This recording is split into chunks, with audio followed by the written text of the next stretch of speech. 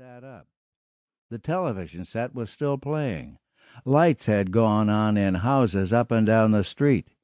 He sat on the edge of the bed.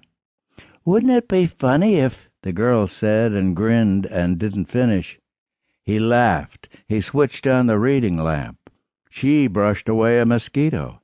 He stood up and tucked his shirt in.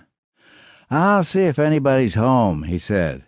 "I don't think anybody's home, but if they are, I'll see what things you're going for." "Whatever they ask, offer them $10 less," she said. "They must be desperate or something." She sat on the bed and watched television. "You might as well turn that up," the girl said and giggled. "It's a pretty good TV," he said. "Ask them how much," she said. Max came down the sidewalk with a sack from the market. He had sandwiches, beer, and whiskey. He had continued to drink through the afternoon and had reached a place where now the drinking seemed to begin to sober him. But there were gaps. He had stopped at the bar next to the market, had listened to a song on the jukebox, and somehow it had gotten dark before he recalled the things in his yard. He saw the car in the driveway and the girl on the bed. The television set was playing. Then he saw the boy on the porch. He started across the yard. "Hello," he said to the girl. "You found the bed. That's good." "Hello," the girl said and got up. "I was just trying it out." She patted the bed. "It's a pretty good bed." "It's a good bed," Max said. "What do I say next?" He knew he should say something next. He put down the sack and took out the beer and whiskey. "We thought nobody was here," the boy said. "We're interested in the bed and maybe the TV. Maybe the desk. How much do you want for the bed?" "I was thinking $50 for the bed," Max said. "Would you take 40? The girl asked. "Okay, I'll take 40, Max said. He took a glass out of the carton, took the newspaper off it, and broke the seal on the whiskey. "How about the TV?" the boy said. 25. "Would you take 20? The girl said. 20's okay. I could take 20, Max said. The girl looked at the boy. "You kids, you want a drink?" Max said. "Glasses in that box. I'm going to sit down. I'm going to sit down on the sofa." He sat on the sofa, leaned back, and stared at them.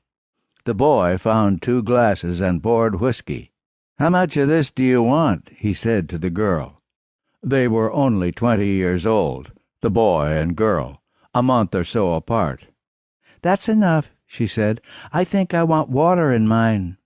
She pulled out a chair and sat at the kitchen table.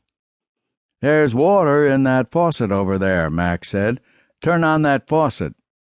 The boy added water to the whiskey, his and hers.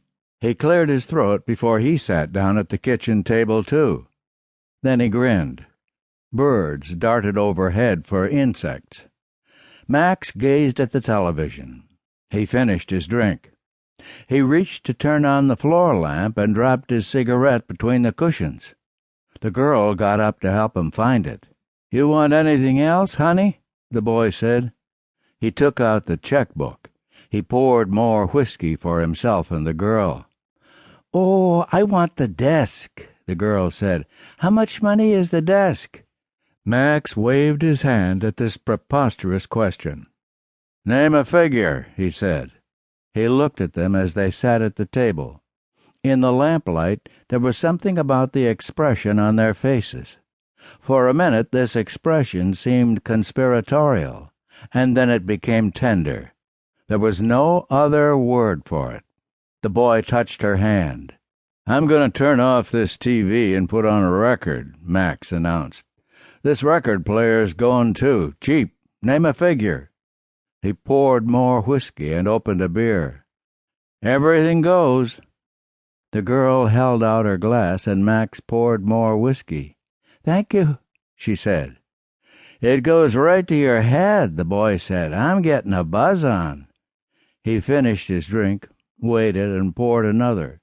He was writing a check when Max found the records. "Pick something you like," Max said to the girl.